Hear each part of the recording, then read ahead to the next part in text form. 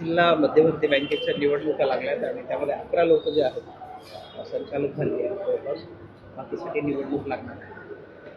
असाही आरोप होतोय की जी काही नेते मंडळी आहेत त्यांचे सगळे सोयरे किंवा नेतेच बिनविरोध झाले आणि बाकी कार्यकर्त्यांना नाही, हे आता जे काही बिनविरोध झाले आहेत इतर जे इच्छुक आहेत त्यांच्या सर्वांच्या संमतीने झालं आहे ना. म्हणजे कोणाला करायचं न करायचं हा विषय जो आहे हा कोणा एका व्यक्तीच्या हातात नाही आहे. आणि जे काही इच्छुक उमेदवार होते त्यांच्या सर्वांची चर्चा करूनच ते बिनविरोध झाले आहेत. त्यामुळे तसा काही विषय नाही, कोणाचा कोण घेतला हा विषय नाही आहे.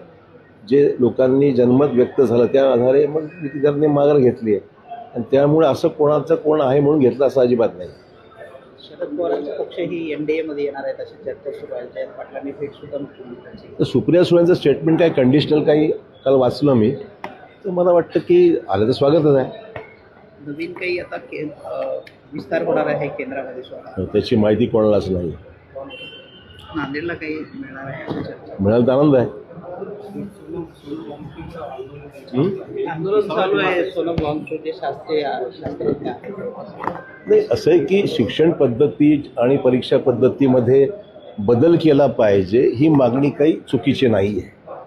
आणि पण उपोषणाचा मार्ग स्वीकारण्यापेक्षा चर्चा करून सरकारला काही पॉझिटिव्ह सूचना देऊन काही मार्ग निघेल जास्त योग्य असं वाटतं.